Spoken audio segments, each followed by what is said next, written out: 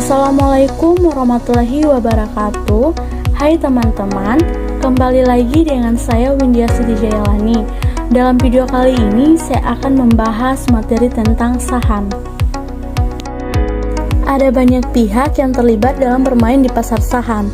Secara umum ada tiga, yaitu investor, spekulan, dan government. Ketiga pihak yang terlibat ini sama-sama memiliki tujuan dan kepentingannya masing-masing. Seperti pemerintah mencoba mengatur dan membuat arah pasar saham sesuai dengan kondisi dan target yang diinginkan dalam rencana pembangunan baik secara jangka pendek dan jangka panjang. Langsung saja kita pada pembahasan materi. Ada yang tahu apa itu saham? Saham adalah tanda bukti penyertaan kepemilikan modal atau dana pada suatu perusahaan. Kemudian, saham juga dapat diartikan sebagai kertas yang tercantum dengan jelas nilai nominal, nama perusahaan, dan diikuti dengan hak dan kewajiban yang dijelaskan kepada setiap pemegangnya. Dan, saham juga dapat diartikan sebagai persediaan yang siap untuk dijual. Dalam pasar modal ada dua jenis saham yang paling umum dikenal oleh publik, yaitu saham biasa atau common stock dan saham istimewa atau preference stock.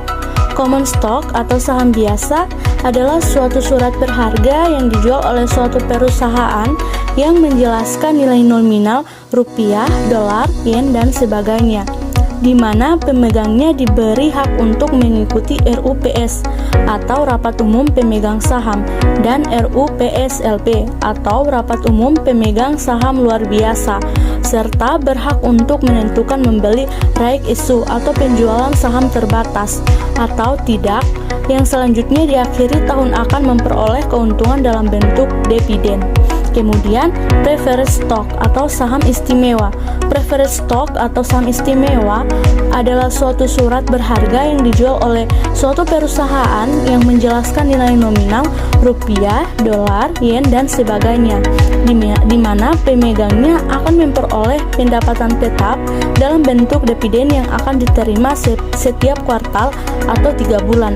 Macam dari saham preferen ini diantaranya adalah saham preferen yang dapat dikonversikan ke saham biasa atau convertible preferred stock, saham preferen yang dapat ditebus atau callable preferred stock, saham preferen dengan tingkat dividen yang mengambang atau floating atau adjustable rate preferred stock. Ada juga jenis-jenis dari saham biasa. Yang pertama yaitu blue chip stock atau saham unggulan, adalah saham dari perusahaan yang dikenal secara nasional dan memiliki sejarah laba, pertumbuhan, dan manajemen yang berkualitas. Yang kedua, growth stock adalah saham-saham yang diharapkan memberikan pertumbuhan laba yang lebih tinggi dari rata-rata saham-saham lain dan karenanya mempunyai PER yang tinggi atau suatu husnan. Ketiga, defensive stock atau saham-saham defensif adalah saham yang cenderung lebih stabil dalam masa resesi atau perekonomian yang tidak menentu berkaitan dengan dividen, pendapatan, dan kinerja pasar. Yang keempat, cyclical stock adalah sekuritas yang cenderung naik nilainya secara cepat saat ekonomi semarak dan jatuh juga secara cepat saat ekonomi lesu. Kelima, seasonal stock adalah perusahaan yang penjualannya bervariasi karena dampak musiman, misalnya karena cuaca dan liburan. Sebagai contoh, pabrik mainan memiliki penjualan musiman yang khusus pada saat musim Natal. Keenam, spekulatif stock adalah saham yang kondisinya memiliki tingkat spekulasi yang tinggi yang kemungkinan tingkat pengembaliannya hasilnya adalah rendah atau negatif. Ada juga agio saham. Ada yang tahu apa itu agio saham? Agio saham merupakan selisih dari harga jual dan harga beli. Misalkan harga jual adalah 750 per lembar dan harga beli adalah 820 per lembar. Maka agio saham yang dicatat adalah 70 per lembar saham. Kemudian ada juga menghitung rate of return pada preference stock dan common stock. Ada yang menarik saat seseorang memiliki preference stock atau saham istimewa. Jika dilihat dari perspektif operator, yaitu saham preferen ini biasanya memberikan dividen yang tetap setiap tahunnya, seperti halnya obligasi. Pada umumnya, saham preferen ini tidak mempunyai hari jatuh atau perpetuity. Rate of return dari saham preferen ini dapat ditentukan dengan menggunakan rumus seperti di bawah ini. Rate of return sama dengan dividen per lembar saham preferen per harga pasar. Berikut contoh soal. Diketahui bahwa PT Mutiara Timur memiliki saham istimewa dengan nilai nominal sebesar 1 miliar dan pembayaran dividen dilakukan setiap tahunnya sebesar 150 juta, serta harga pasar untuk saham tersebut sebesar 420 juta. Maka berdasarkan data tersebut, kita dapat menghitung rate of return dari saham preferen PT Mutiara Timur. Nah, teman-teman, untuk mengerjakan contoh soal ini, kita dapat menggunakan rumus rate of return sama dengan dividen per lembar saham preferen per harga pasar. Rate of return sama dengan 150 juta per 420 juta sama dengan 0,3571 sama dengan 35,71%. Maka rate of return yang diperoleh adalah 35,71%. Selanjutnya, keuntungan memiliki saham. Bagi pihak yang memiliki saham akan memperoleh beberapa keuntungan sebagai bentuk kewajiban yang harus diterima, yaitu yang pertama, memperoleh dividen yang akan diberikan pada setiap akhir tahun. Kedua, memperoleh capital gain, yaitu keuntungan pada saat saham yang dimiliki tersebut dijual kembali pada harga yang lebih mahal.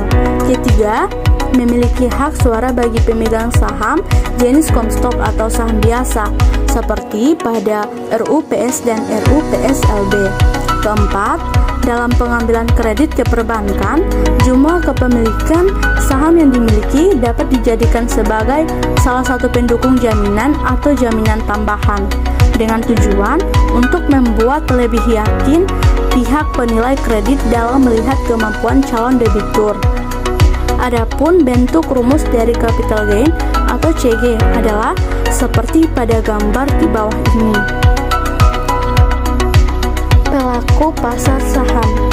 Adapun para pelaku di pasar saham, di samping perusahaan yang bersangkutan juga turut melibatkan pihak lainnya, yaitu yang pertama, emiten, yaitu perusahaan yang terlibat dalam menjual sahamnya di pasar modal.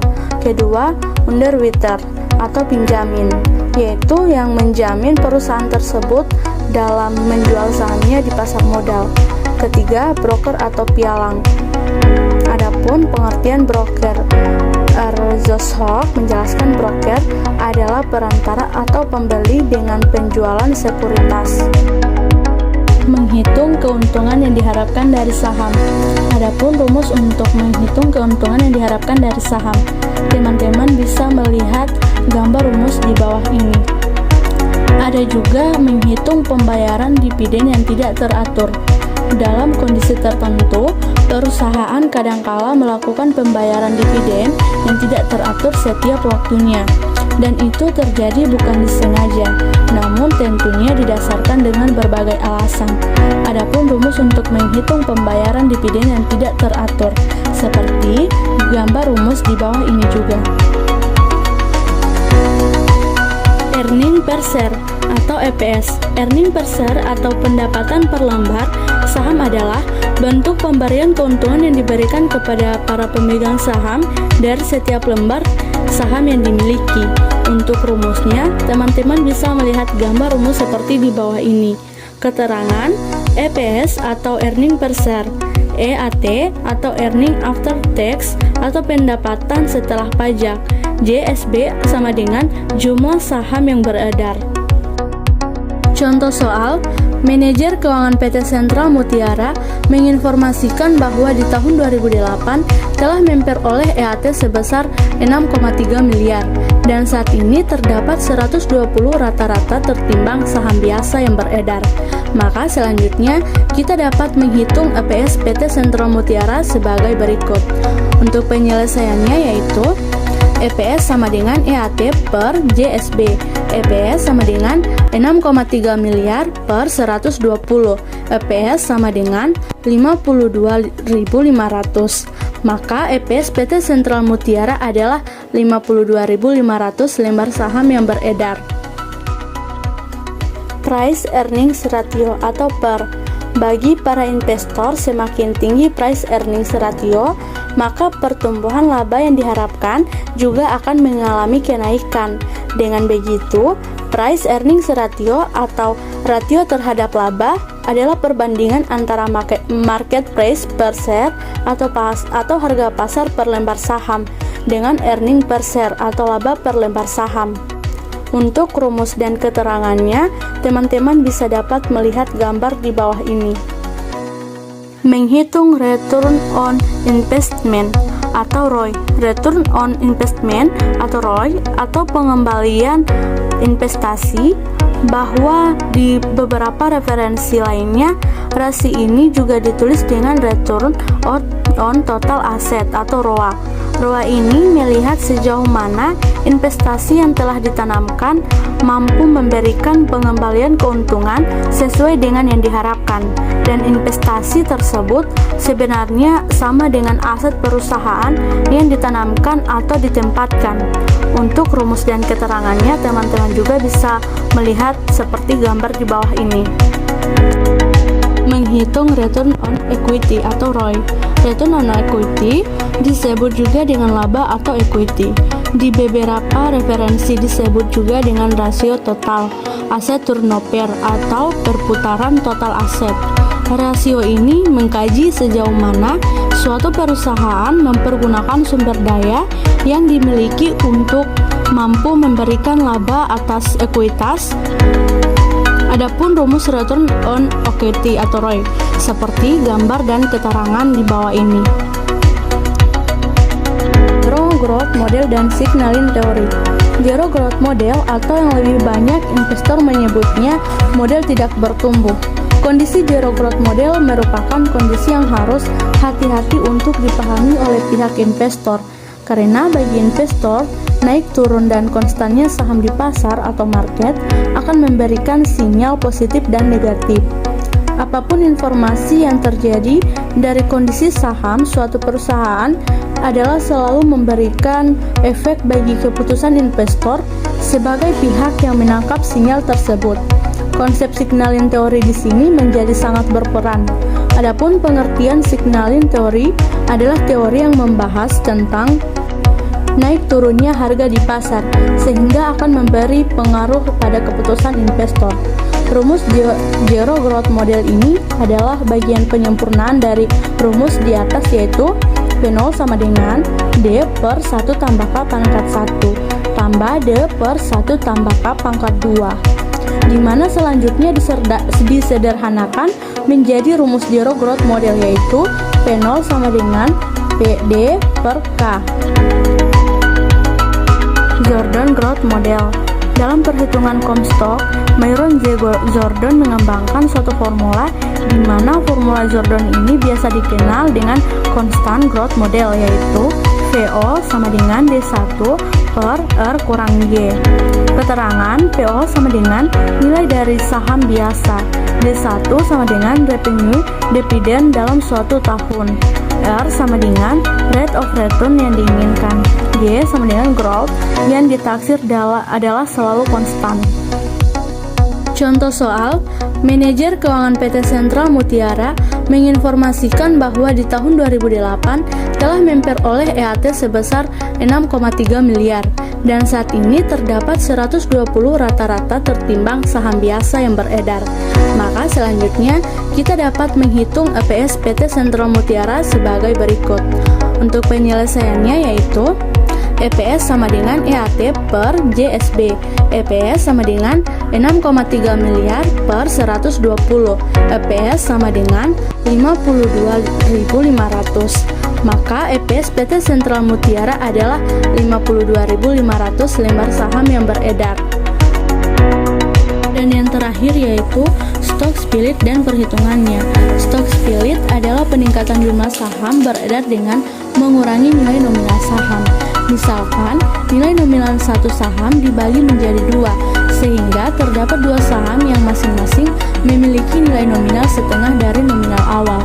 Sedangkan menurut Hendy M. Fakhrudin, stock split atau pemecahan saham adalah pemecahan nilai nominal saham menjadi nominal yang lebih kecil. Misalnya, dari nilai nominal 1000 per saham menjadi 500 per saham, atau dari 500 per saham menjadi 100 per saham. Baik, itulah penjelasan materi tentang saham dari saya. Sekian dan terima kasih. Wassalamualaikum warahmatullahi wabarakatuh.